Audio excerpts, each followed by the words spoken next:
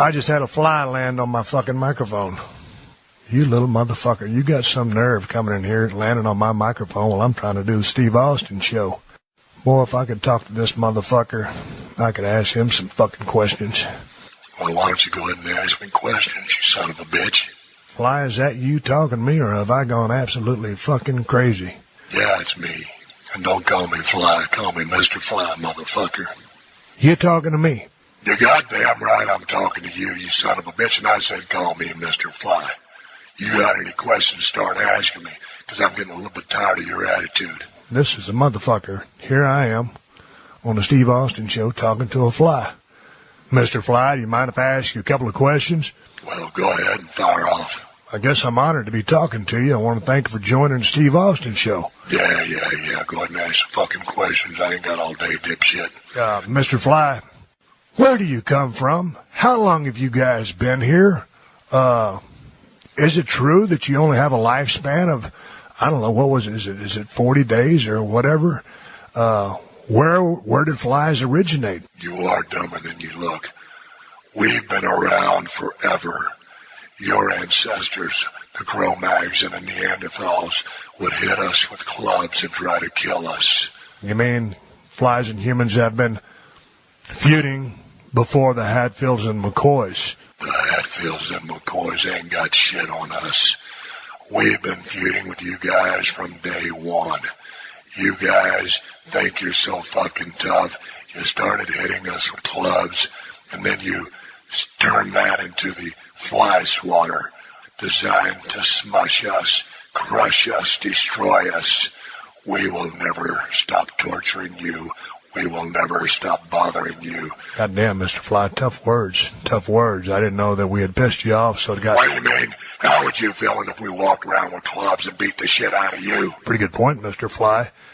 But let me ask you a question. You know, if you guys were back around during the Cro-Mag and the Neanderthal days, and then, you know, things kept going, what about when God made it rain for 40 days and 40 nights? How'd you guys make it through that? Because seemingly the earth was covered with water, and you guys didn't have any place to go. So what did you do? You are familiar with Noah's Ark, right? Well, yeah, I'm familiar with Noah's Ark. Noah did not invite two flies to be on the ark. He didn't. That's interesting. No, what do you think? He's stupid? Do you think he wanted us eating all the animal shit? So y'all were stowaways? Yes, we were stowaways, and we made it. And then we expanded. It wasn't just a house fly back then. It turned into fruit flies, horse flies, and many different kind of flies. And our goal is to bother you human beings as much as humanly possible.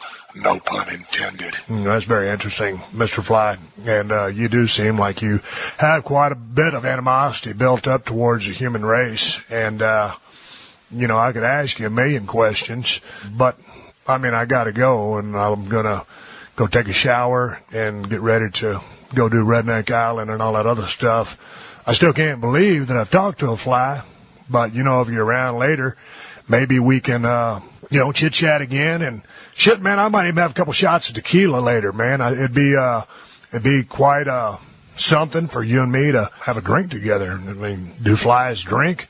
Well, of course we drink, dipshit.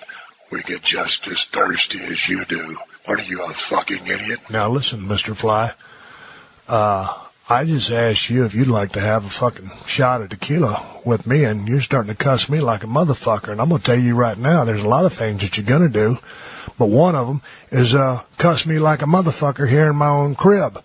I'll shoot your motherfucking ass right out of this motherfucking room. You know what I'm saying? Maybe I would like a shot of tequila, you stupid motherfucker. Excuse me? That's right, I called you a stupid motherfucker. Now listen, Mr. Fly.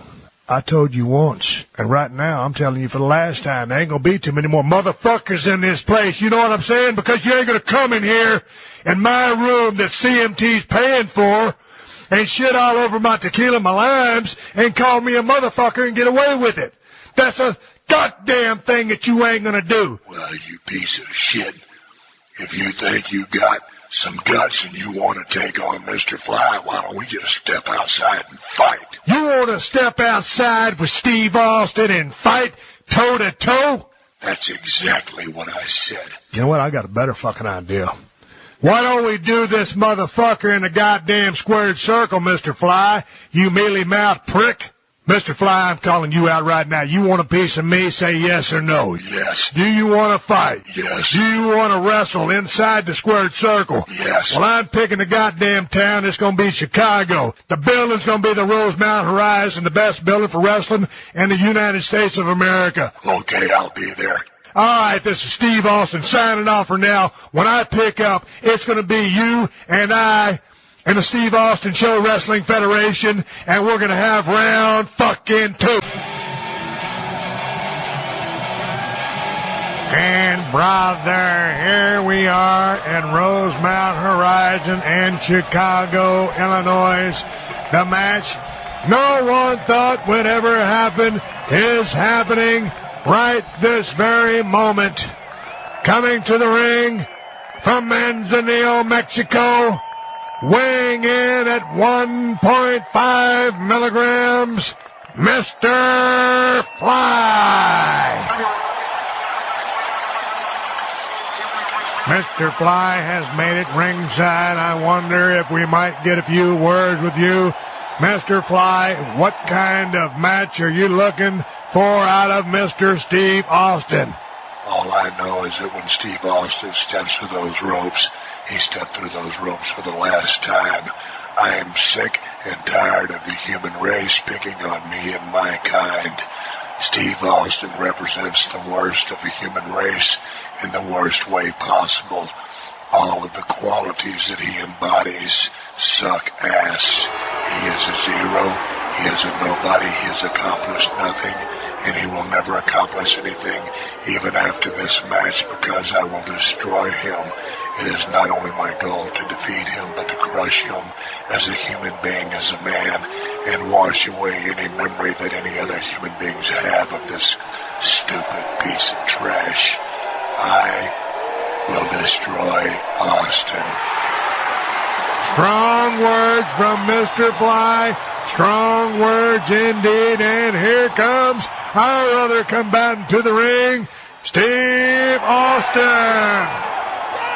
I wonder, Mr. Austin, before you step through those ropes, if we might have a word about your strategies to take to Mr. Fly. Well, let me tell you something. This little bitty motherfucker has pissed me off for the last time. I sat there, tried to mind my own fucking business, fucked around. They started bothering me in the lobby. Then I went to my room, and the Fly landed on my microphone. And I tried to interview the little motherfucker, and this sumbitch starts talking shit to me. I ain't never caused a bunch of harm to these sumbitches. Have I killed my share of them? You damn right I have. But I ain't really got a big axe to grind about a Fly. So the fact that this little motherfucker's so pissed off at me from back in the caveman days when motherfuckers are sorting them with fucking clubs is a whole goddamn another ball game. But you ain't gonna walk into my place. I offer you a goddamn shot of tequila, and you gonna shit all over me.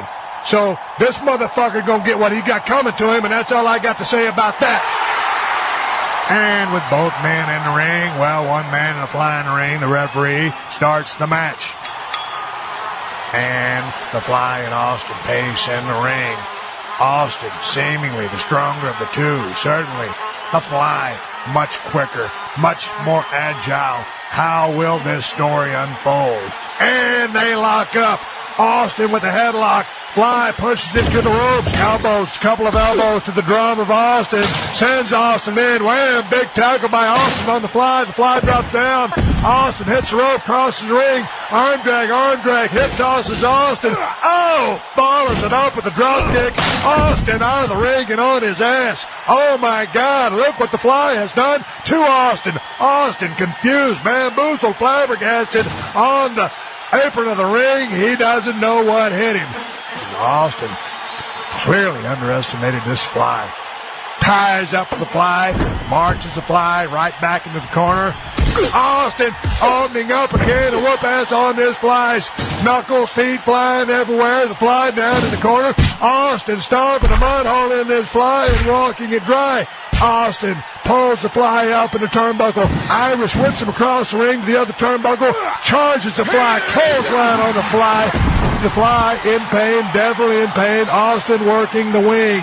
The Fly comes up to his feet, pushes Austin to the ropes. Austin breaks the hold according to the referee's directions.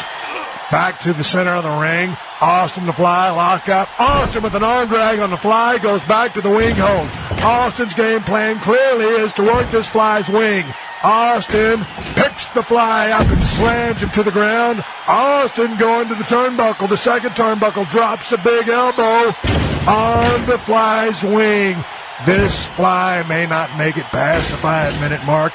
Austin certainly in control and open up a can of whoop-ass on this Fly. Austin backs the Fly into the turnbuckle.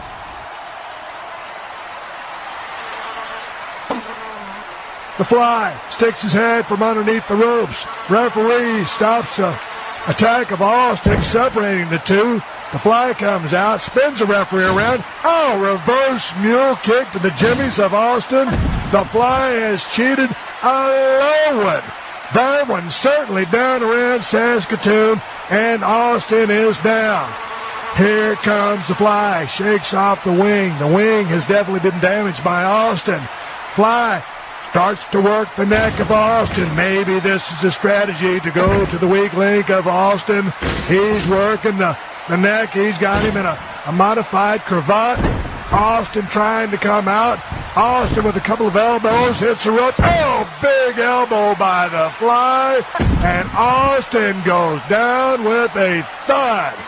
The Fly jumps up to the top turnbuckle, jumps off on the back of the neck of Steve Austin. Austin writhing in pain. This Fly snapmares Austin. He grabs him in a rear chin lock, the dreaded rear chin lock that so many use as a rest hold, but the rest hold is not in play here.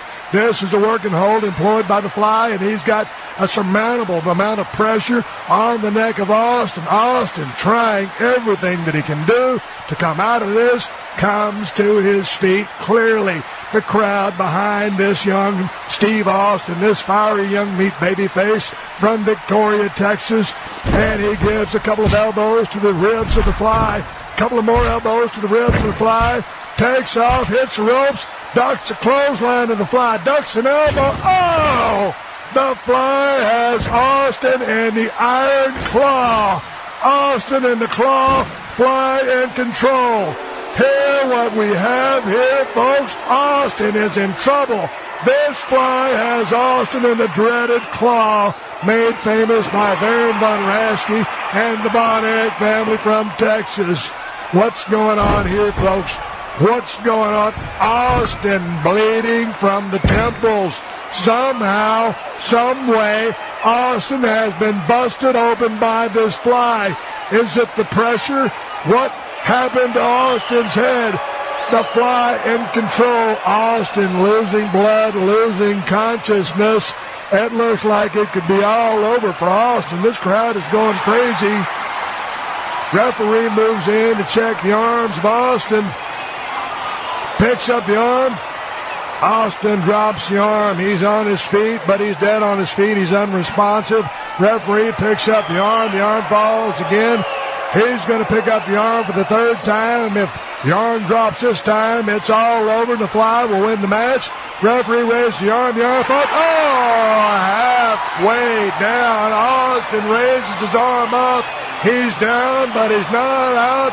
Somehow, some way, this young man is drawing energy from the crowd. He starts shaking. He's on fire.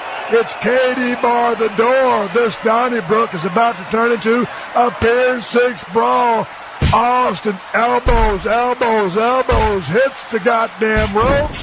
Fly goes for a backdrop. Austin with a swinging net breaker. The Fly is in trouble. Oh, Austin mounting the comeback. Puts the Fly in the turnbuckle. Kicks and punches and kicks. This Fly doesn't know where the shit to wind his watch. Oh, this is a rare move for Austin, putting the Fly on the top turnbuckle. Superplex by Austin. Both combatants in the ring, dazed and confused. Austin in control. Austin goes for the cover. And 1, 2. Oh, what's happening? What has just happened, ladies and gentlemen? Someone has hit the ring. It's Superfly Jimmy Snuka with a coconut. Referee distracted. Somehow he got a thumb in the eye. Snuka, Superfly just blasted Austin in the head with the coconut. the Superfly. Why is he helping out the Fly? No one knew that they were related. Referee comes back around. Superfly to the dressing room, disappears. Austin on his back in the middle of the ring. The Fly covers. The referee counts 1, 2, 3, and the Fly wins. Somehow this dirty, low-down, stinking motherfucker has pulled off the win. Snooker from the dressing room, no one knew he was in the building, comes out to help the Fly. Austin lays there bleeding, laying in a pool of blood while the Fly grabs a bottle of tequila from the crowd and starts drinking. No, he's not just drinking. He's going to add insult to injury and pour the tequila all over Steve Austin. Wow, talk about salt in the wounds and rubbing Austin's face in this. Clearly an embarrassing loss for Austin, and the Fly flies off to the dressing room. Brother, what a match. Austin has lost the match to the Fly. We're going to see what Austin has to say when he regains consciousness. And Steve Austin has regained his consciousness. I don't know if he's regained his composure. I will attempt to talk to this young man. Steve, what happened out there tonight? Well, let me tell you what happened. I mean, the Fly came out there, and I had him right where I wanted him, and the sumbitch was a lot tougher than I give him credit for. I'll give him that. But then, right when I got him right where I want him, here comes the Superfly right out of the goddamn dressing room. And Superfly, I don't know what the fuck you're doing here, or why you tied in with this goddamn Fly. Is it because it's Fly, and you're the Superfly, and maybe you guys related some kind of... you ain't no damn blood related. I mean, goddamn, I don't know what the fucking deal is. Why you would allow him to Fly, I got no idea. But let me tell you something, brother. If you're going to fuck with Steve Austin, you got another thing coming. I'll deal with the Superfly at another date. As far as the Fly goes, I want another motherfucking match. If you got a hair on your ass, and do Flies have asses? Yeah, they got that ovipositor. If you got a hair on your ass, you'll accept a challenge for a rematch, motherfucker. I'm going to catch you down the road. All right, everybody, give me the go home cue. It's time to wrap up this podcast and ride off into the sunset. But before I do, a few words from Mr. Fly and Superfly. Hey, you sorry motherfuckers. I asked for a rematch. I want to know if you're going to accept my challenge or not.